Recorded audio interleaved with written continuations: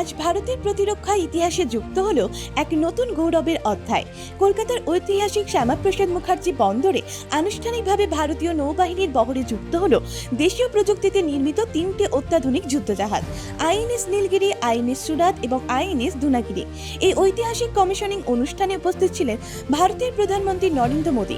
সকাল থেকেই গোটা বন্দর এলাকা ঘিরে ছিল নজিরবিহীন নিরাপত্তা ব্যবস্থা।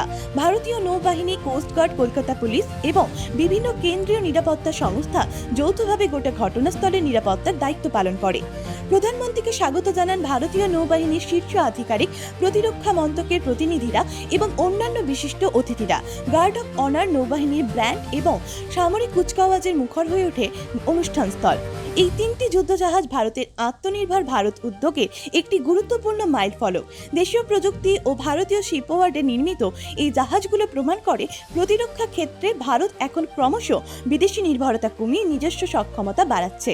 প্রধানমন্ত্রী নরেন্দ্র মোদী তার বক্তব্যে বলেন, ভারতের প্রতিরক্ষা ক্ষেত্রে স্বনির্ভরতার পথ আরও শক্তিশালী হয়েছে।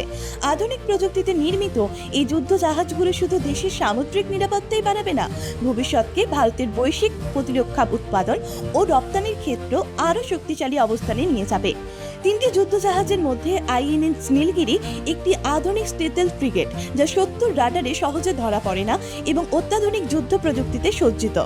আইএনএস সুরাত একটি শক্তিশালী ডেস্ট্রয়ার, উন্নত ক্ষেপণাস্ত্র ব্যবস্থা, আধুনিক সেন্সর এবং বহুমাত্রিক যুদ্ধ ক্ষমতার কারণে এটি ভারতীয় নৌবাহিনীর অন্যতম গুরুত্বপূর্ণ যুদ্ধজাহাজ হিসেবে বিবেচিত হবে।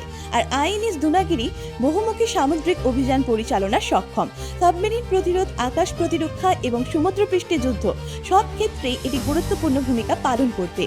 এই 3টি যুদ্ধজাহাজ ভারতীয় নৌবাহিনীর বহরে অন্তর্ভুক্ত হওয়ার ফলে ভারত মহাসাগরীয় অঞ্চলে ভারতের কৌশলগত শক্তি আরও বৃদ্ধি পাবে। একই সঙ্গে সামুদ্রিক সীমান্ত রক্ষা, বাণিজ্যিক জাহাজ চলাচলের নিরাপত্তা এবং জাতীয় স্বার্থ রক্ষায় ভারতীয় নৌবাহিনীর সক্ষমতা আরও সুদৃঢ় হবে। কলকাতার শ্যামাপ্রসাদ মুখার্জি বন্দর আজ শুধু একটি কমিশনিং অনুষ্ঠানের সাক্ষী নয়, বরং ভারতের প্রতিরক্ষা স্বনির্ভরতার এক ঐতিহাসিক মুহূর্তের অংশীদার।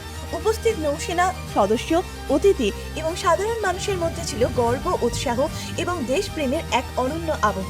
ভারতের সামুদ্রিক নিরাপত্তা, আত্মনির্ভর প্রতিরক্ষা শিল্প এবং ভবিষ্যতের কৌশলগত শক্তির পথে আজকের এই দিনটি নিঃসন্দেহে একটি স্মরণীয় মাইলফলক হয়ে থাকবে। Bureau report, GI.